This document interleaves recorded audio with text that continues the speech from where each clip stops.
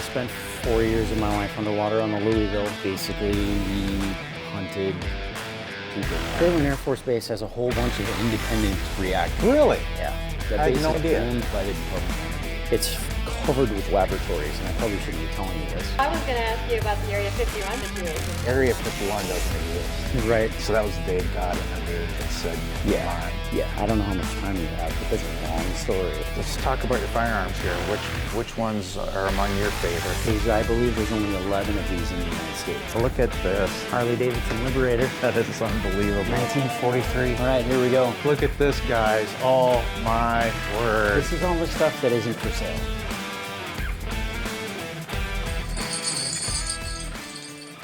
All right, it's a travel day, you guys. Time's a wasting. Gotta hit the road.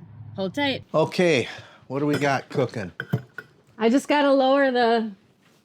The deck? Yep, lower the deck. Put side by side in? Yep, the rear, everything is ready to go. And then we gotta contend with that branch outside. Oh, that's right. So we've got a slight issue on the outside of the RV, and that is we've got pine branches that are stuck on top of our slides, and we just want to make sure that we're not leaving any debris on top of there, and we don't want to take any pine branches with us either. We don't want them getting trapped in the slide. So we're going to go out and see if we can remedy that right now. Here goes the slide.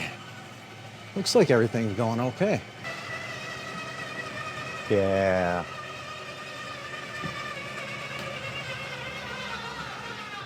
No issues. Nice. So when you're not tall, it's very easy for you to hit your head on the nose cap of the RV, and here's the reason why, because you're just not used to ducking. This is what the bedroom looks like with our slide in. We have to pile everything on the bed so things don't fall. With all this dog fur that you pick up, we could almost build another shepherd like that copper said, remember? Yeah. He said every time he clean out his squad, he could build a new shepherd with the amount of dog fur he was able to obtain. Look at all that. Ugh. And this is only, like, I vacuum every other day. Yeah, and this is just, 2 weeks. this is and not. This isn't great. Is there a vaccine that you can give dogs so they don't shed? Or a Don't pill think or so. something? I don't think so. You gotta buy the... You have to buy the non-shedding dog? I don't know what kind of dog Well, there's that is. dogs that shed Oh, like less. a poodle? No, thanks. Huh? No, thanks. I'm probably offending a bunch of people who have poodles. I'm sorry. Now, we want to take this Weber Grill. I actually bought this Weber Traveler because we had a pellet grill. It was a Rectech, and the thing was huge, and it just was cumbersome. You know, when I first got this rig, I just wanted to bring everything with me, and one of them was a smoker. So it fit, but it weighed about 200-300 pounds, and moving that thing around just wasn't worth it. So we moved to a different type of outdoor cooking unit, and that is the Weber Traveler. And we'll give you the pros and cons in a minute, but overall, I appreciate having it, that's for sure. So obviously one of the pros on this is it's very compact. It just goes down in a nice flat position. Doesn't take up a whole lot of space, and it goes in the garage. The cons on this is that the grill, the actual Grates. the grates do not stay put in travel, so you have to kind of just secure them down.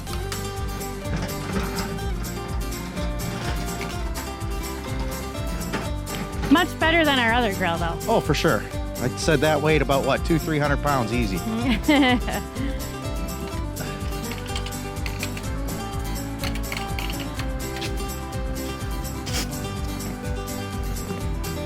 I gotta adjust this rug before you drive on it. Yeah.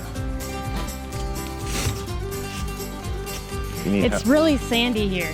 It is. It's like you're gonna have to vacuum one more time.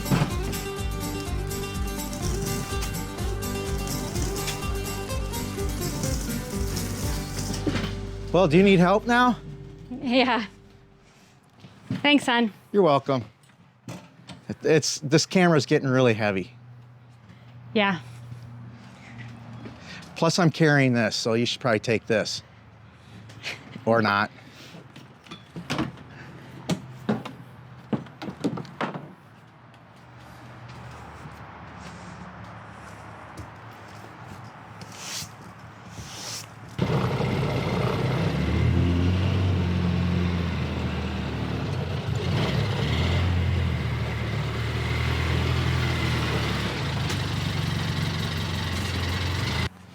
So the bike goes in here. You gotta get a new tube for the back. Oh, front tire. Back tire. Back tire. Back tire. And we just kind of just strap it down. No big deal.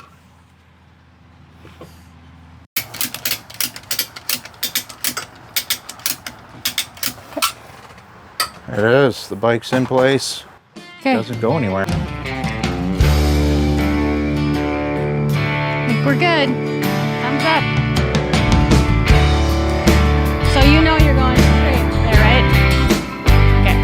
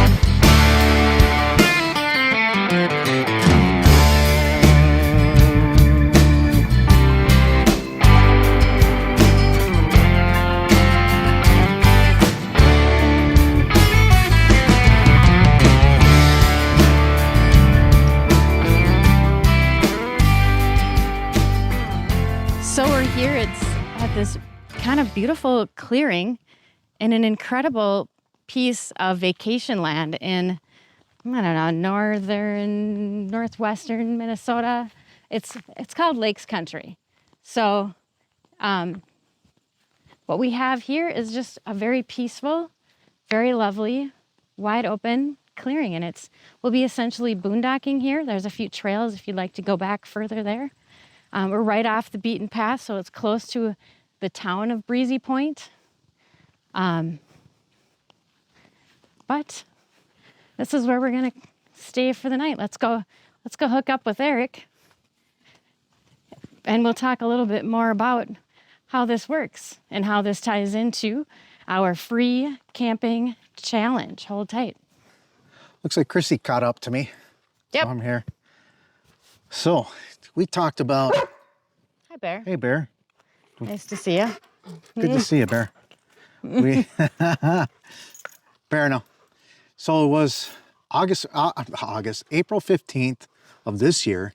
We started to boondock, mooch dock, and so we thought of bringing up a challenge a couple weeks ago on YouTube about camping for free until April 15th, because that's technically when we started. Yeah, April 15th was the last time, well, before April 15th, but the last time we paid for a campsite. Yep. And so far, I believe we have spoken to mooch docking. Yep. And then what was boondocking we talked about. Yep.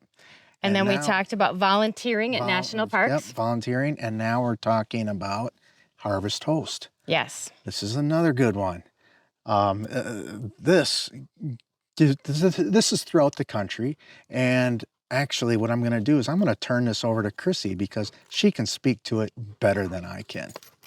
Well, basically with Harvest Host, I mean, you get to stay a night for free. Now, that does come with a caveat because Harvest Host is a membership, so there's a subscription you have to pay for, $50 for the year or something. Very inexpensive. But what happens is all these different distilleries, breweries, farms, wineries, Museums. yeah, museums, other places in local towns, they offer up space. They've got big parking lots or they've got big fields, or like this one, just acreage where you can come and pull in and park and stay overnight for free.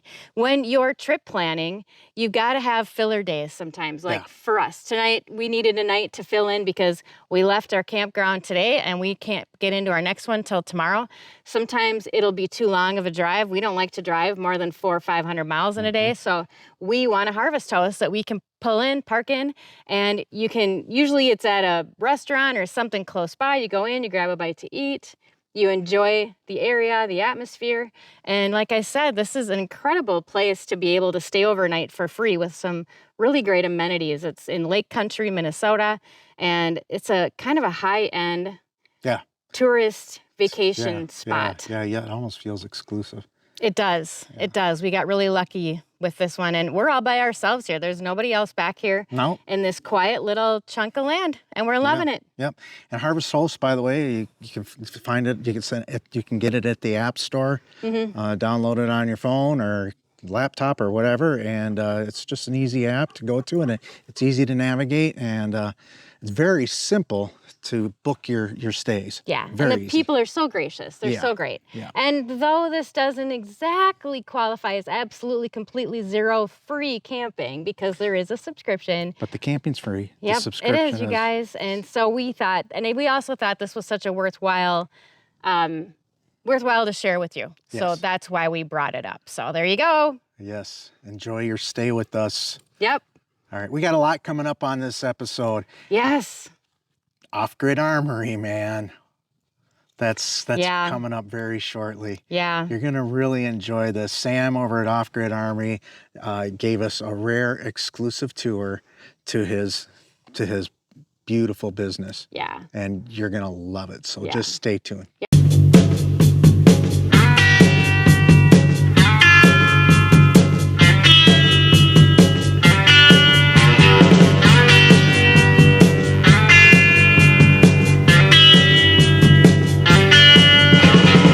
Some folks are born made to wave the flag. Ooh, they're red, white, and blue. And when the band plays "Hail to the Chief," ooh, they point the cannon at you. Now, it ain't me. It ain't me. I ain't no senator, son. It ain't me. It ain't me. I ain't no fortunate one. No. Some folks are born silver spoon in hand. Lord, don't they help themselves, dog? But when the tax man comes to the door, Lord, the house look like a rummage sale, yes. It ain't me. It ain't me. I ain't no millionaire son, no, no. It ain't me. It ain't me. I ain't no fortunate one, no.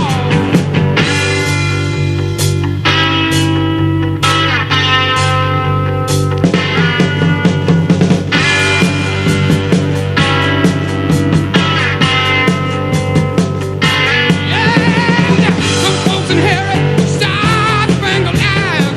Ooh, they send you down to war.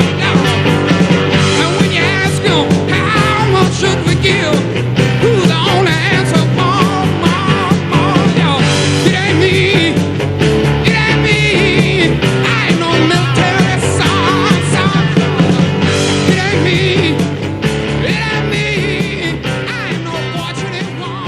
All right, Big E here. We finally made it to. I've been excited about this for almost a week and a half now. I met Sam here at the Off-Grid Armory. This place is really unique to Bemidji. very unique. There isn't a lot of establishments that cater to the Second Amendment, and this one definitely does. So first off, you're a Navy vet. Navy vet, yep. And Submarines. Yep, you've been underwater a few times. So tell us a little bit about that. Well, I spent 4 years of my life underwater on the Louisville, based out of Pearl Harbor. and basically we hunted people. Come on. Yeah, we hunted people. Yeah. Can you elaborate on that a little bit or no? It was a good time. Yeah. What do yeah. you mean hunted people? Well, we hunted people, so we would hunt ships. We would target ships, and we would Yeah. hunt them, and yeah, That must have been kind of. we'd deliver people and pick up people. And What was it like on your first mission? the first time we went underwater, I thought I was going to pass out, Okay. and my chief kind of slapped me across the face and said, "Snap out of it," and I never had a problem after that. Okay. Yeah, And so you were 4 years basically underwater. 4 years. Yeah. Did you get any opportunities to see parts of the world Oh, yeah. when you got to a Yep. certain spot? So when I was in the Navy, it was pre 9/11.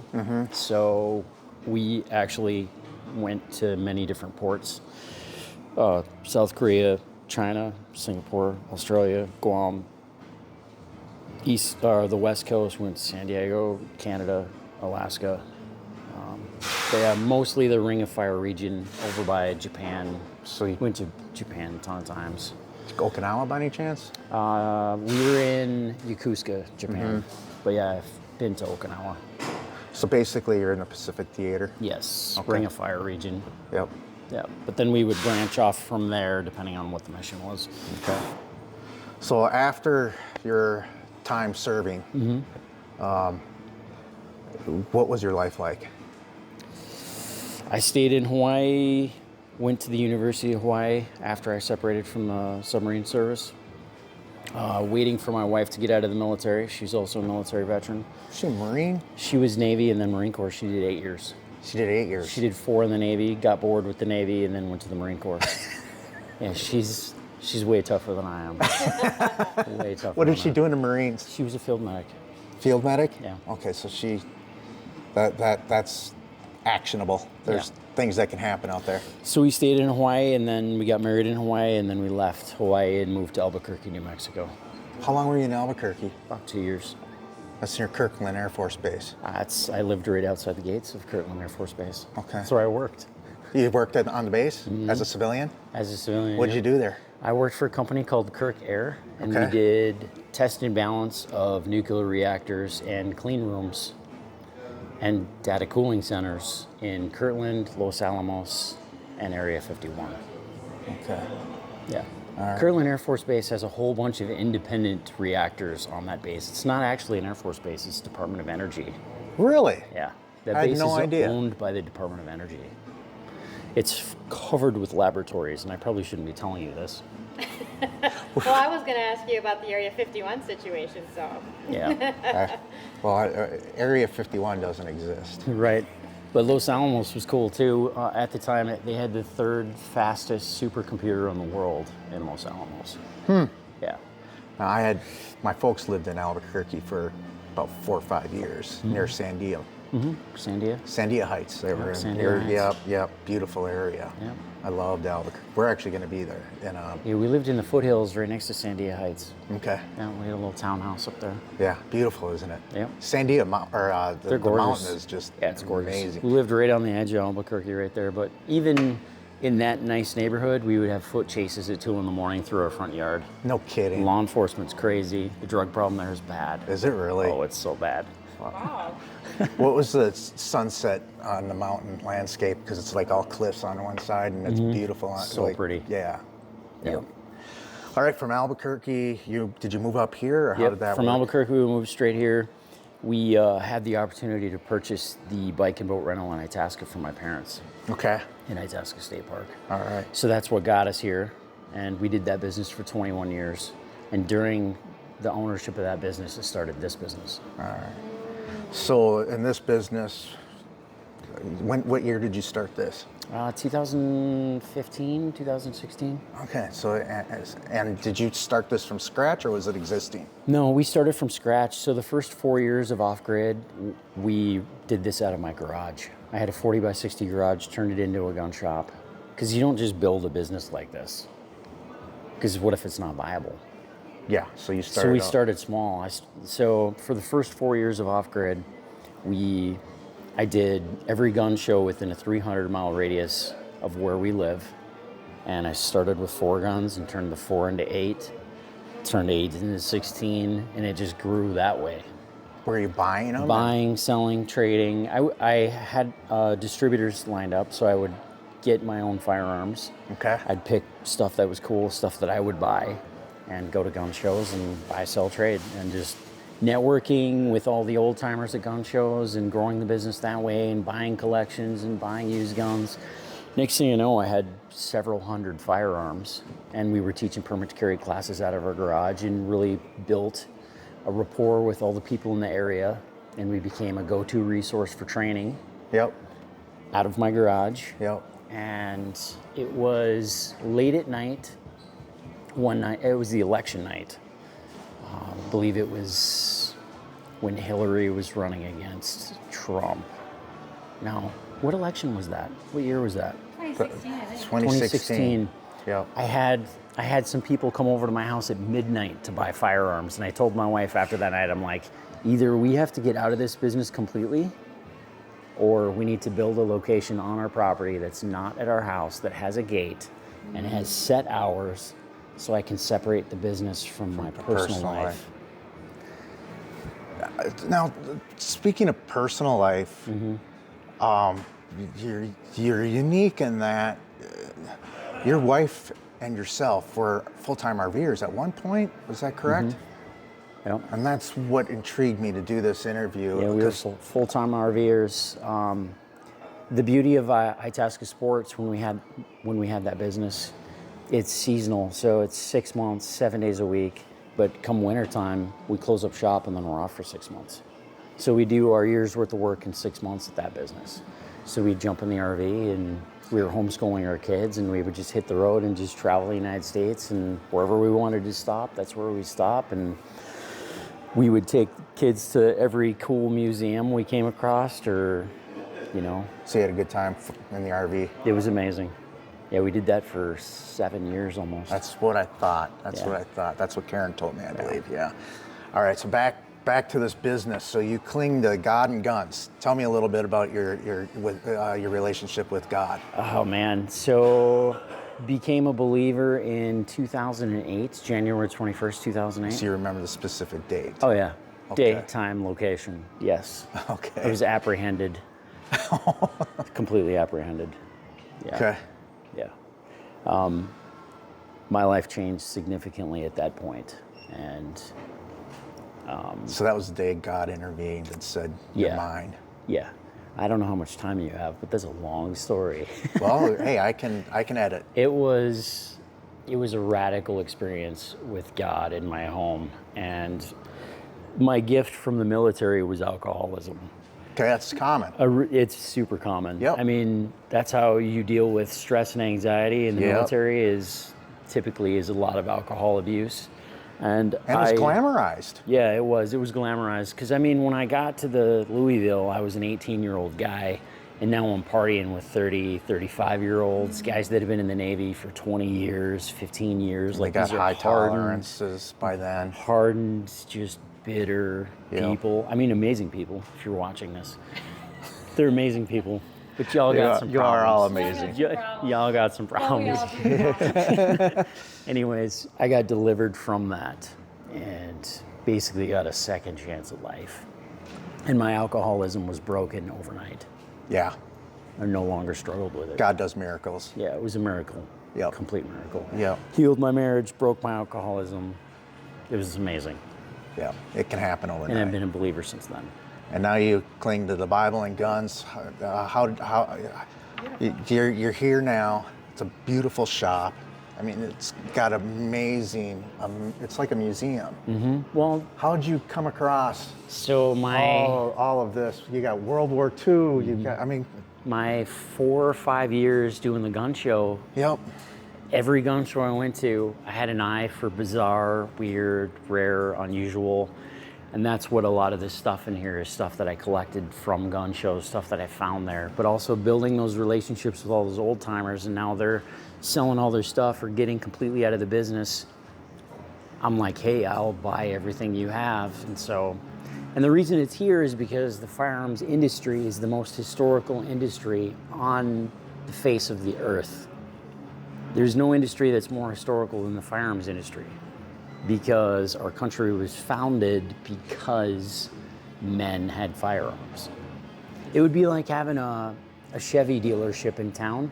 How do you not have a 67 Camaro sitting on your showroom floor showing, hey, this is where this brand new car came from, this classic, beautiful piece of metal.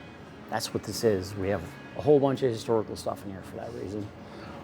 Let's talk about your firearms here. Which ones are among your favorite? Boy, I should take you in the vault. Let's go. Come on.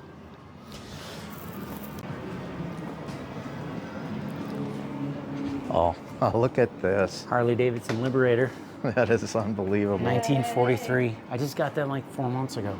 That is beautiful. She runs and drives. No kidding. Yeah, runs and drives. Oh, Had a guy drive up from the cities to sell that to me. there's a lot of original parts on here. Yeah. All right, here we go. Look at this, guys. Oh my word. This is all the stuff that isn't for sale. This is your personal collection, This is where essentially. this is where I keep a lot of the personal collection stuff, yeah. This is total, oh my word. So the firearms business is a disease, and if you have the disease, you know exactly what I'm talking about. Gosh. Total, complete disease. So, like I said, I collect anything that's been in war. It doesn't matter what war. If it was in war, I have to collect it. That brings back a lot of memories. Oh, this is awesome. This is just fantastic. Nothing in here is a reproduction. Nothing in here doesn't work. Wow. Wow. Look at this.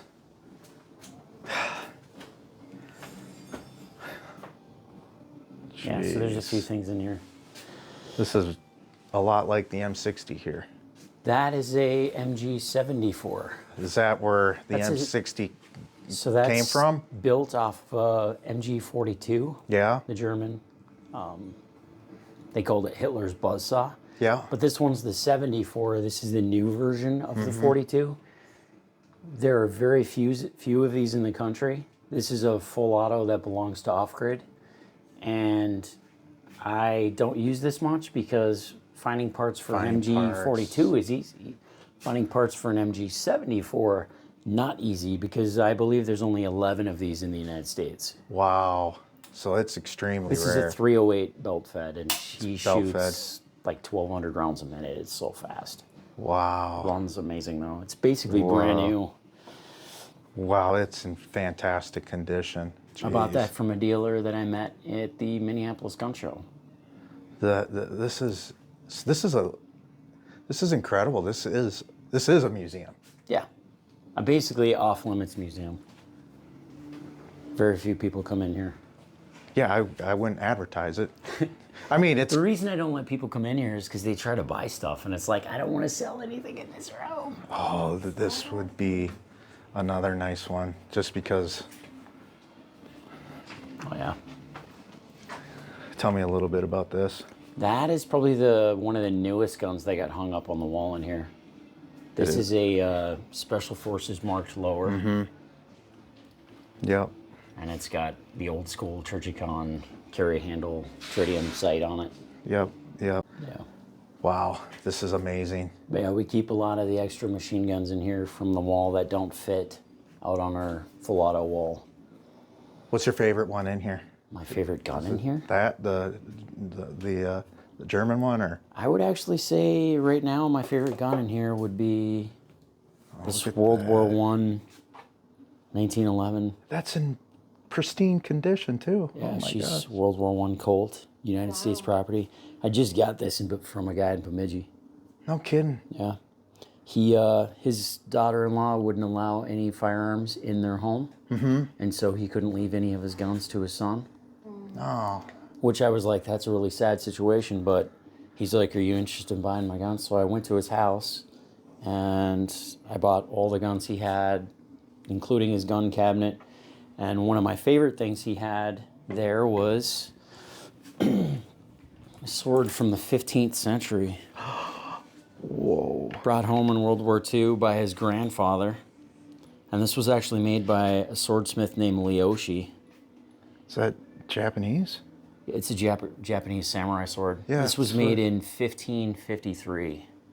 Wow. Oh my words, that's amazing, Sam. Yeah, 1553. So this is the kind of stuff that, I mean, how do you say no to that? You can't. And it's still so sharp, I wouldn't even try to shave with this.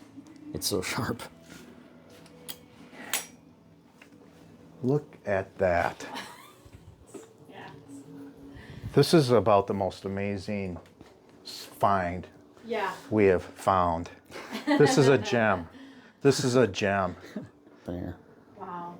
But yeah, anytime I come across anything that's rare or unusual, I typically hang on to it because it's like I'm not going to find another one. So Again, you're not going to fire that no. because parts has got to be incredibly hard to find. Yeah.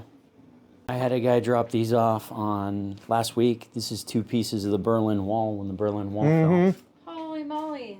Yeah, He's like, sorry they're painted, but the entire wall was graffitied. it was. Yeah. It was. And he was there when it fell, and he's Holy like buckets. scooped up a couple. So people drop off artifacts here because they see this and they're like, hey, I have, well, that World War I uniform that's out there. There was a family in Grand Forks that took our permit to carry class. And they were like, nobody knew him because he died from mustard gas poisoning when he was young. And no one really had an attachment with him. Would you display his uniform on the store? And it's the most complete World War I uniform I've ever seen. So you're really So it's out there. kind of protecting history in Yeah. so many ways. That's what this is all about, is protecting it and saving it, because a lot of these uniforms people will throw in the dumpster. Yeah. They do. And I'm talking uniforms that are like covered with medals that have names on them. Yeah, in this day and age, it's just, Yeah. it breaks Pe- your heart. People to think throw a about lot of this stuff away. Yeah. The lack of. So there's a lot of value. And not firearms, like, daughter-in-law doesn't want this in the house. This was his grandfather's sidearm in World War I. Used in World War II. So this was used in 2 wars. Brought that home as a war trophy. Can't be in the house. And I have the same reaction, but I'm like, I will save it. and protect it. Saving these items. Yeah. And protect it and hand it down hopefully to your family, Yeah. you know. That's incredible. All right. Do you have a firing range? We do. We have a range. Can we take a look at that? Sure can. Let's take a look at that.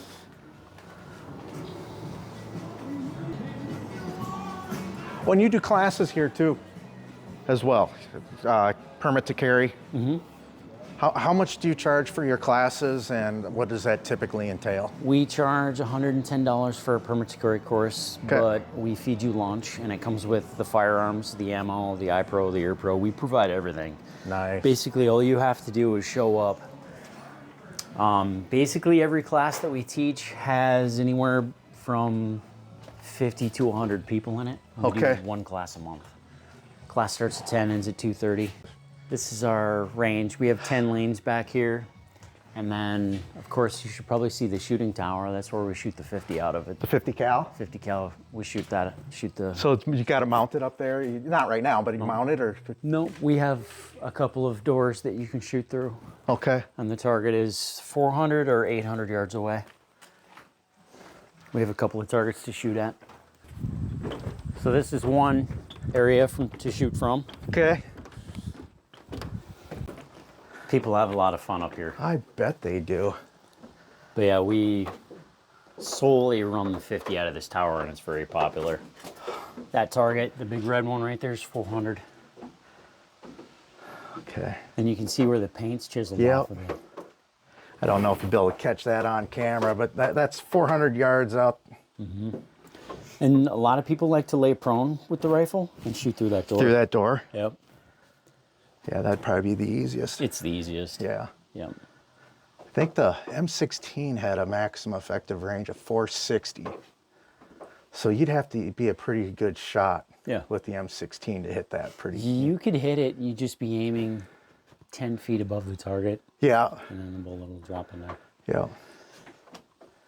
This is awesome. Yeah, it's fun. How often is this range in use? Daily. Yeah, daily. We have people come from a long ways away to come shoot the autos. How many acres do you have? 510. Good for you, Sam. This is a freaking amazing. 510 acres. 510 acres. You guys hunt out here too? Yeah, a little bit. Yeah, I wouldn't pass that up. Yeah, honestly, hunting isn't as fun as it used to be. Really? Yeah. Oh, that's a shame. Why? What's? I always told people that once you've hunted people, hunting deer is not fun. Whoa. Oh man. It's not that challenging. I guess not. Hunting people is a lot more challenging. Big Buzz fam, I don't encourage you to hunt people. No, don't do that. Only Unless- if you work for the military. Yeah, unless you work for the military. So what's the scoop with the car? That is going to be. So we host a lot of machine gun events. Yeah. We had a machine gun event on the 4th of July Yep. where we discounted the rates of the machine guns and everybody was working this range here. That vehicle is going to be used in our next machine gun shoot. Okay. I was gonna ask you. That was given to me by a friend. So someone's gonna drive it while you just aim and shoot at it, right? The driver just doesn't want to get hit. No, we're going to load that with tannerite. Okay. All right. So I was wrong. I was Mini way off. tannerites. I was way off. I wouldn't want to be the driver. Nope. So what kind of firearms are typical out here? M60, PKM, MP5s, UMPs, Uzis, AKs, ARs, Okay. M16. Those are kind of the bread and butter everybody wants to shoot and enjoy and have fun with. Do you get smaller, like 9 mils or? Oh, you mean for range qualification? No, just for people coming in to have fun with, just to shoot. So our range is only for machine gun rentals. Okay, so this is what I. Yep, we don't do any small normal guns on the range other than permit to carry, but we provide all the permit to carry guns. Okay, so this is really mainly for Yeah. your Yeah, this range is not open to the public to just come shoot at. Yeah. appointment. You set an appointment. How does that work? No, people just come in and they're like, hey, I want to shoot something. Okay, So we just make it happen. nice. No appointment needed. How do you charge for the firing range? Basically, we charge by the magazine. Okay. Comes down the ammo. So if somebody's shooting a magazine-fed machine gun, it's typically $50 per Okay. magazine, and then belts are $80 to $100 a piece, and then the Barrett is $125 for Are 10 you rounds. providing the ammo for them? I'm Yeah, assuming. Yeah. Yeah, we don't charge a gun rental fee. We don't charge a range fee. It's by the magazine or belt. There you go. Yeah. Okay. We want people to be able to afford it and enjoy it. Yeah. Yeah. And Basically, what we're charging is the lowest rate for machine gun rental in the United States. It's cheaper here than it is anywhere. really, Yeah. Yeah, if you go to Shoot Las Vegas, they're a huge outfit that does full autos. You're going to spend thousands of dollars there. no kidding. Yeah, it's super expensive. And has this been always a staple or part of this? Yep. Or is this built after? Or No, this was all built together. The warehouse was added. The Okay. training facility and warehouse was added 2 Okay. years ago. All right. And we need to add on again. You need to add on We that. need to add on again. Oh, okay. Yeah. How, do you get? Hey, Buzz fam, you want to take a look at the training facility? Yeah. Let's do it. This is the shipping receiving area. And this is our classroom, which is kind of a mess right now. So nice. How many students do you typically have for permit to carry? Anywhere from 50 to 100. We've had many classes that had 100 people in it. Are they typically local, or do you get them from all over? 4-hour radius. 4-hour radius? Are you serious? We have people drive from the cities to take our class. That's the beauty of social media. Yeah, but then they get to see all Facebook. this cool. Yeah, we have a lot of Facebook fans. I Yeah. think we have 128,000 people 100 on Facebook. It's a lot bigger than our family. Yeah, so check out our Facebook page. It's just Off Grid Armory on Facebook. What's your website? offgridarmory.us. Okay. Got it. All right. Offgridarmory.us. Okay. Yeah, we teach one class a month. We have a lot of fun with it. All right. Hey, I typically like to ask this question. If someone would like to start their own business similar to this, what kind of hurdles would they have to overcome that you didn't know about when you first started? The biggest hurdle for me in the firearms business is I thought markup on firearms was going to be awesome, Okay. and it isn't. The markup on firearms is very, very small. So when I first got my distributorship and got lined up with 2 or 3 distributors, I was looking at what the pricing was, and I was like, what? So that shocked you? It did. It shocked me. I thought I was going to make a lot of money in the firearms business, and I was like, this isn't really that great. So the disease keeps spreading then? How about your classes? Does that help offset some of that then? Well, the classes we do, this classroom is why this business is here. Okay. So we're all about the training. Selling firearms is like a secondary, this is the primary. That's your hobby. Train them and then equip them. Okay. So firearms, holsters, ammunition, all that jazz is out there. It starts here. Okay. How would you separate yourself from all the others that are out there that are doing the same thing that you are, providing permit to carry classes? That's a great question. So we are not like any other gun business anywhere. We're more unlike than we are alike. So the training, we're very passionate about it and we're very good at it. We also sell suppressors, which there are very few stores that actually sell them. And we don't only sell them, we actually manufacture our own brand of suppressors. Really? To my knowledge, there's only 2 gun stores in the entire United States that have their own brand of suppressor. And they're both in Minnesota. Do you have a name that's attached to your brand on that? Yeah, it's Off Grid Suppressors. Off-grid That's suppressors. the banner for it right there. But yeah, we manufacture, and actually they were just tested at Silencer Summit in Cheyenne, Wyoming, and our 22 suppressor came back #1. It was ranked the #1 can at Silencer Summit. And what makes it special is it's a 3D printed titanium suppressor. It weighs 1.9 ounces, but it is quiet. It is very quiet. We own all the patents on the design, on the inside, and on the outside of the suppressor. Wow. And what started that is I've been in the can business for 10 years, Okay. and I've been selling suppressors for 10 years. And honestly, I would look at them and I was like, man, these are not very good. They're heavy, they're expensive, they're made out of inexpensive materials. They're just not that nice. And that's why we designed our own. Yeah, I not only, well, the weight would be benefit to with your aim too. I can show them to if you want to see. Yeah, well, definitely. One last question about this: what percentage of your classmate or students here has never handled any type of firearm? I would say 50 to 60% of everybody who takes our class is a first-time person who's never either owned a firearm before or ever carried a firearm before. And what would you say to anyone who hasn't held a firearm and is nervous and scared about? We take away all that nervousness. This class is the foundation. It's the starting point of your firearms journey. Okay. Take the class. Like I said, you don't even have to have a firearm to take this class. We provide it for you. And in our range qualification, you're using a suppressed. You're fine. Hi. Hi, Kara. You're using a suppressed 22. Okay. That's manufactured by us. So you're shooting a suppressed weapon, so it's quiet. I can train you while you're shooting. I mean, there's so many benefits to owning a suppressor. Name some of the benefits. Reduced recoil, Okay. increased accuracy, That's what I thought. Yep. reduced noise pollution, Yep. and you save your hearing. Shooting a firearm without a suppressor on it is destroying your hearing. Yeah. Even if. And a lot of people will use their firearm with no hearing protection, Yeah.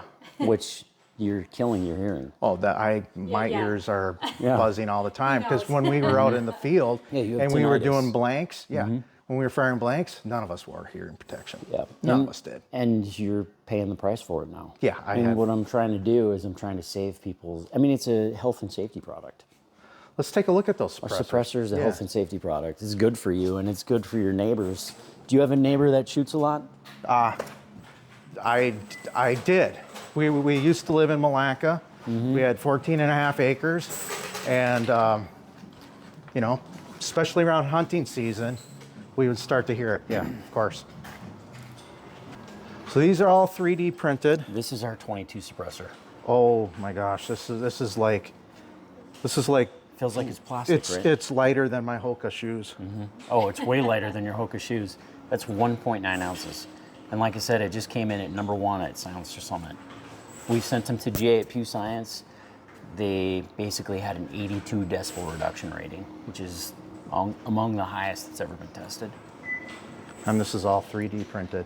That is $469. Look at that.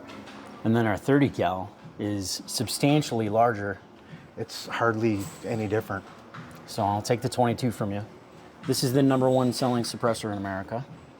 Oh, Feel the weight difference. this is many times heavier. And ours is like 10 times quieter than that. So this absorbs. How does that? That's $1,000. That one's $10.99. It's $99 more. This is what the inside of that suppressor looks like. Patented design by us. So the reason we 3D print is you cannot machine that. It's unmachinable. The beauty about 3D printing is you can print your imagination inside of a suppressor, which makes it way quieter. What kind? Obviously, so you titanium. designed this. So do you have an engineering background, or what's the deal here? I didn't have to reinvent the wheel because I have people that work with me that Okay. are smarter than I am. And that's a good sign of a business owner. Is surrounding yourself I'm with. not that smart. I have surrounded myself with people that are a lot smarter than me. That's all you need to do. You Yes. don't have to be the smart It's one, not you what just you gotta- know, it's who you know. And I have partnered with some genius individuals. Awesome. That's the way you do business. Yeah. Buzz fam, I know you can't feel the weight difference on this, but I'm telling you, it's substantial. It is substantial. And just for fun, I have a drug scale here Okay. for weighing cans. Okay. Check this out. Turn on my little scale here. This suppressor is so heavy that it causes the drug scale to error out because it's heavier than 16 ounces. Wow. Now drop that one on there. 9.2 today. Okay. So I couldn't stand on that. I mean, I would air it out. You would air it out. Big E would air that thing out immediately. Probably break it. 9.2. And that one goes well over 16 and it errors out. All right. Before I let you go, because my boss said we're over 30 minutes. Okay, so I was an M60 gunner for my first year.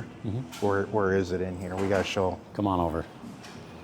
M60 gunner. I was, and I'm going to tell you one of my rookie mistakes. There it is. Oh, there you go.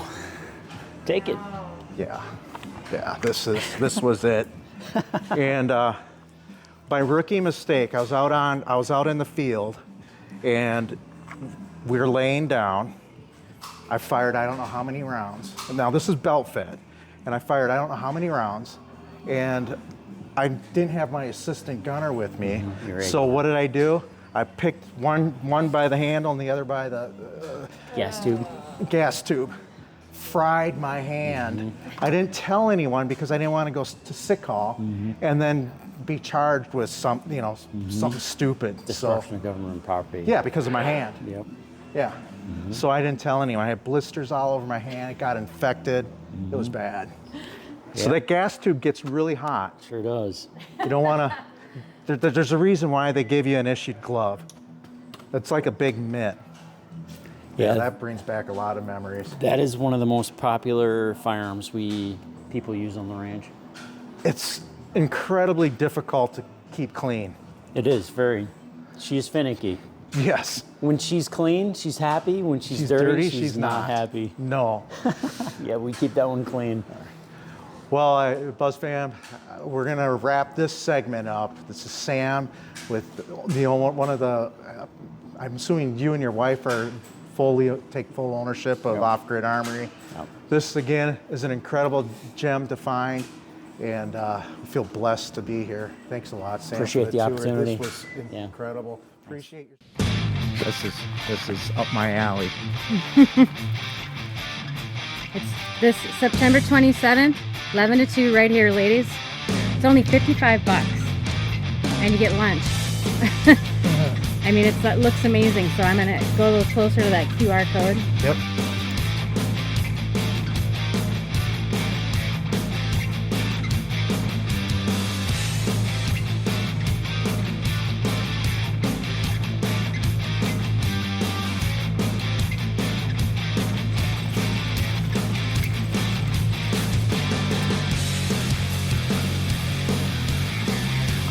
Look at this right there. That's right. And then we got to see Off-Grid's Armory's Humvee. Oh boy.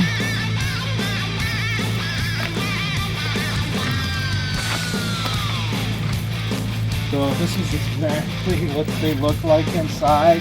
Oh my word. And when it rained,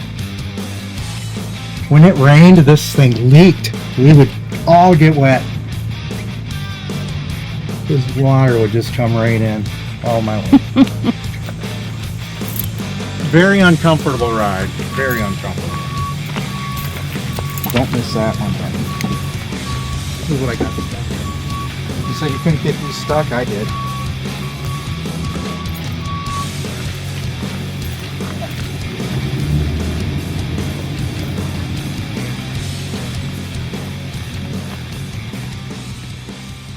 Okay, you ready? We need to go meet our host. Going to meet our host. Yep, check out her wine shop and her craft store.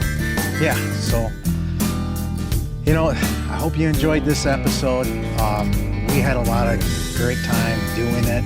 And by the way, if you like this episode, we've got 2 more episodes on each side of the screen that you can continue to buzz on. And until next time, always remember, keep your moral compass pointed north.